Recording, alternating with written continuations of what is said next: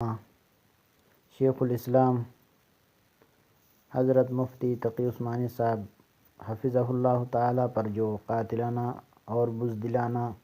سفاکانہ حملہ ہوا ہے، اس کی جتنی بھی مذمت کیا جائے کم ہے۔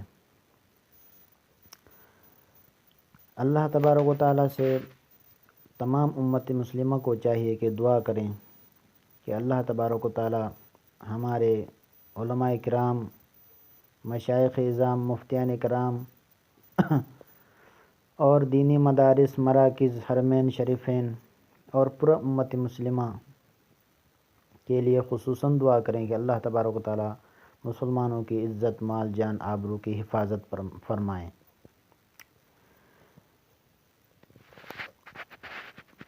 بنی اسرائیل انبیاء کو قتل کرتے تھے،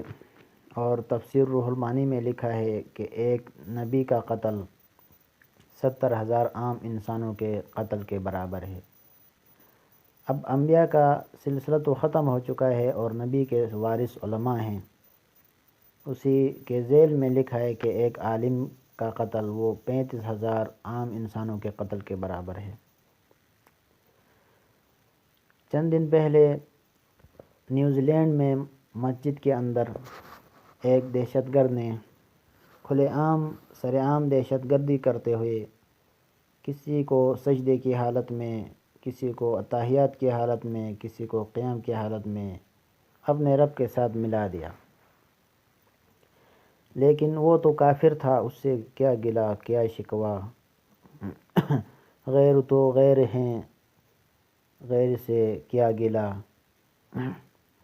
لیکن یہاں پاکستان میں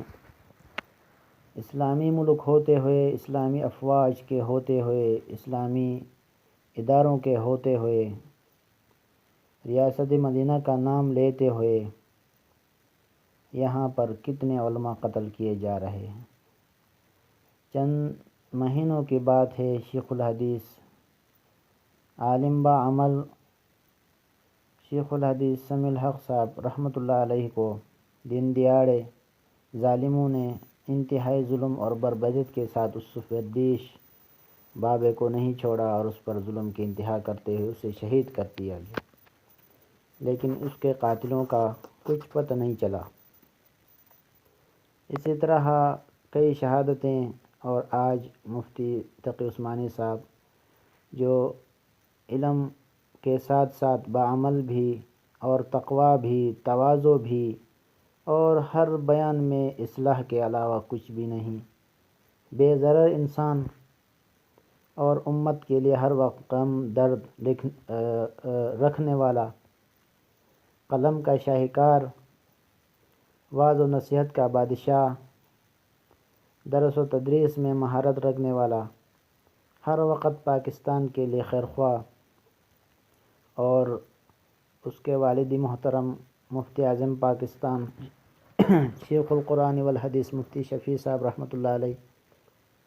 ان ہستیوں میں سے ہیں جن کا پاکستان کے آزاد کرنے میں اور نظریہ پاکستان میں بہت بڑا کردار ہے۔ اسی خاندان سے تعلق رکھنے والے مفتی تقی صاحب پر آج جو حملہ ہوا ہے وہ بہت انتہائی افسوسناک ہے اور انتہائی قابل مذمت ہے۔ ہمارا پاکستان بہت قرضدار ہے، بہت علماء کا خون ہو چکا، بہت دیندار لوگوں کا خون ہو چکا، اور مفتی نعیم صاحب دامت برکاتہم العالیہ نے چند دن پہلے اپنے ایک ویڈیو میں بیان میں کہا تھا کہ حکومت وقت نے دینی مدارس سے، علماء کرام سے سیکورٹی واپس لے لی ہے، اور باقاعدہ طور پر انہیں نوٹس بھی دیا، باقاعدہ طور پر ان کے طلباء نے احتجاج بھی کیا کہ ہماری سیکورٹی کو بحال کیا جائے، لیکن حکومت وقت کا سیکورٹی کو واپس لینا یہ بھی انتہائی قابل افسوس ہے، اور یہ بھی ایک بڑی سازش ہے۔ پورے امت مسلمہ کی طرف سے اس واقعے کی پورے پرزور مذمت کرتے ہیں، اور حکومت وقت سے اپیل کرتے ہیں کہ یہ دینی مدارس، یہ علماء کرام، یہ پاکستان کے اور پورے امت مسلمہ کے سرمایہ ہیں، یہ پاکستان اور پورے امت مسلمہ پر دنیا کے لیے بقا کا ذریعہ ہیں، اور خاص کر یہ بڑے ہمارے سرمایہ ہیں، یہ پاکستان کے محافظ ہیں، اور ان کی حفاظت اللہ تبارک و تعالیٰ کرے گا، لیکن اسباب کے تحت حکومت وقت کی ذمہ داری بنتی ہے کہ وہ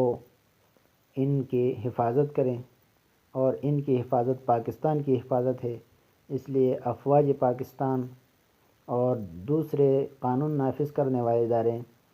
اس میں اپنا کام سر انجام دیں اور اپنی ذمہ داری کو نبھانے کی کوشش کریں۔ اللہ تبارک و تعالیٰ سے دعا ہے کہ پاکستان کی ہر قسم کی حفاظت فرمائے، اور اندرون بیرون سازشوں سے حفاظت فرمائے، اور جتنے بھی انتشار ہیں اللہ تبارک و تعالیٰ اس کو اتفاق اور اتحاد میں تبدیل فرمائے، اور جتنے بھی مسلمان دنیا میں جہاں کہیں مظلوم ہیں اللہ تبارک و تعالیٰ ان کو ظالموں کے ظلم سے نجات عطا فرمائے، اور ہمارے جتنے بھی مقدس بلاد ہیں، مقدس مراکز ہیں، تبلیغی جماعت ہیں، علماء کرام ہیں، دینی مدارس ہے، وفاق المدارس ہے، اللہ تبارک و تعالیٰ سب کی حفاظت فرمائے۔ اللہ تعالیٰ ہمارا حامی ناصر ہو۔ اور اس موجودہ واقعہ میں جو 2 بھائی شہید ہوئے ہیں، اللہ تبارک و تعالیٰ ان کی شہادت قبول و منظور فرمائے، اور ان کے درجات بلند فرمائے، اور ان کے ورثاء جو ہیں اللہ تعالیٰ ان کو صبر جمیل عطا فرمائے۔